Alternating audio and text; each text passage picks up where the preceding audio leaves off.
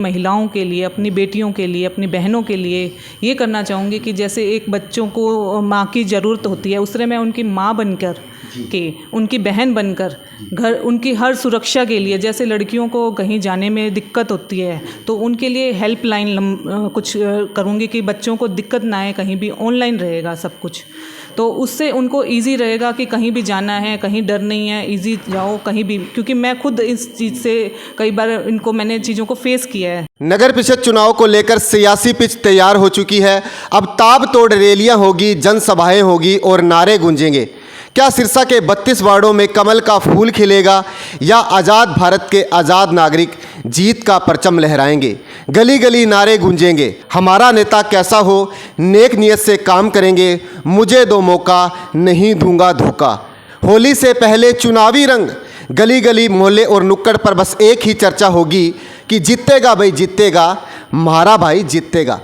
हाजिर हरियाणा में इस समय हमारे साथ विशेष रूप से हाजिर हैं 43 वर्षों से राजनीति के माध्यम से सेवा करते आ रहे गनेरीवाला परिवार और इस समय वार्ड नंबर 21 से एनडीए की प्रत्याशी चंद्रिका गनेरीवाला जी। नमस्कार जी। नमस्कार सर।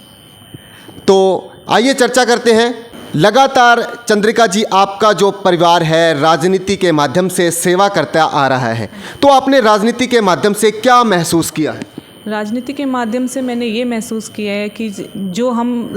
कुछ करना चाहते हैं अपने समाज के लिए, तो इस फील्ड में आके इस राजनीति के थ्रू हम सोशल वर्क कर सकते हैं, अपने लिए, अपनी बहनों के लिए, भाइयों के लिए, युवाओं के लिए कुछ ना कुछ ज़रूर कर सकते हैं इसमें राजनीति के थ्रू। एक महिला होने के नाते आप पहली बार चुनाव लड़ रहे हैं, तो आपके मन में क्या बीड़ा है कि मैं वो बीड़ा उठाऊं अपने वार्ड के लिए, या महिला जागृति के लिए, या खेल के लिए, या संस्कृति के लिए, या शिक्षा के लिए, चिकित्सा के लिए, स्वास्थ्य के लिए? एक कोई आपका बीड़ा जो आप पार्षद बनने के बाद उस बीड़े को सबसे पहले उठाएंगे? जी, सबसे पहले अगर मेरे को पार्षद के लिए चुना जाता है तो मैं सबसे पहले ये करना चाहूँगी कि मैं अपनी महिलाओं के लिए, अपनी बेटियों के लिए, अपनी बहनों के लिए ये करना चाहूँगी कि जैसे एक बच्चों को माँ की ज़रूरत होती है, उस तरह मैं उनकी माँ बनकर के, उनकी बहन बनकर घर उनकी हर सुरक्षा के लिए, जैसे लड़कियों को कहीं जाने में दिक्कत होती है तो उनके लिए हेल्पलाइन कुछ करूँगी कि बच्चों को दिक्कत ना आए, कहीं भी ऑनलाइन रहेगा सब कुछ, तो उससे उनको इजी रहेगा कि कहीं भी जाना है, कहीं डर नहीं है, इजी जाओ कहीं भी, क्योंकि मैं खुद इस चीज़ से कई बार मैंने चीज़ों को फेस किया है, तो उन चीज़ों को मैं उससे निजात दिलाना चाहूँगी।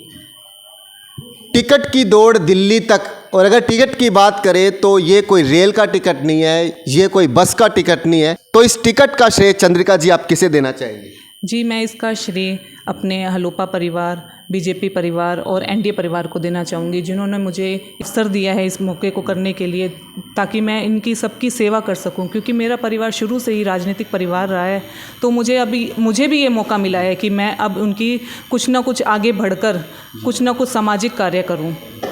कदम से कदम बढ़ाए जा, तू गीत खुशी के गाए जा, ये जिंदगी है कौम की, तू कौम पर लुटाए जा। तो चंद्रिका जी, आपका डोर टू डोर अभी कैसा चल रहा है? किस तरीके से आप लगातार लोगों से मिलना जुलना, आपका इस समय आपका जनसंपर्क चल रहा है? जी, डोर टू डोर मैं जा रही हूँ तो मुझे इतना प्यार मिल रहा है, क्योंकि हमारे परिवार में ये 35-40 वर्षों से सीट रही है, तो मुझे मतलब वोट मांगने की तो ज़रूरत ही नहीं पड़ रही है। वो सब मेरा इतना दिल खोल कर स्वागत कर रहे हैं कि वो सिर्फ मैं उनसे ये इतना बोल रहे हैं, मैं जाके खड़ी हो रही हूँ तो वो मुझे भर भर के आशीर्वाद दे रहे हैं अपना, कि भी आप आए ही क्यों हो, हम तो घर बैठे आपको देने के तैयार है, क्योंकि आप हमारी बहू नहीं हो, बेटी हो, बहन हो, तो आप निश्चिंत रहें, खूब अपना वो करें, आशीर्वाद जो बहुत भरपूर मिल रहा है मुझे सबका। तो इस बार सिरसा की जनता एक नहीं 2 वोट डालेगी, और बात करें सिरसा की तो 32 वार्ड हैं और 33 के रूप में देखें तो सिरसा का चेयरमैन होगा, और बात इसी के साथ करते हैं 32 कमल और एक 33वां चेयरमैन। तो इस 2 कमल के फूलों का खिलाने के लिए आपका कैसा प्रयास रहेगा? मेरा प्रयास ये रहेगा कि 32 के 32 वार्डों में अपने कमल के फूल खिलें, और 33वां शांति स्वरूप जी का चेयरपर्सन के तौर पे उनका भी खिले, ताकि हम इतनी हमारी ऐतिहासिक जीत हो कि इसकी गूंज दिल्ली तक, सेंटर तक पहुँचे। हमारी इस ऐतिहासिक जीत के लिए मैं सबसे ये कहना चाहूँगी कि ज़्यादा से ज़्यादा हमें आशीर्वाद दें, सहयोग दें, वोट दें, यही अपील करना चाहूँगी मैं सबसे। तो नगर परिषद के चुनाव की अगर बात करें तो 2 मार्च को मतदान और 12 को नतीजे, और इसी के साथ मेरे साथ विशेष रूप से हाजिर थे वार्ड नंबर 21 से एनडीए के प्रत्याशी चंद्रिका गनेरीवाला जी। तो आप हमसे जुड़े रहिए और देखते रहिए हाजिर हरियाणा के साथ हर खास खबर।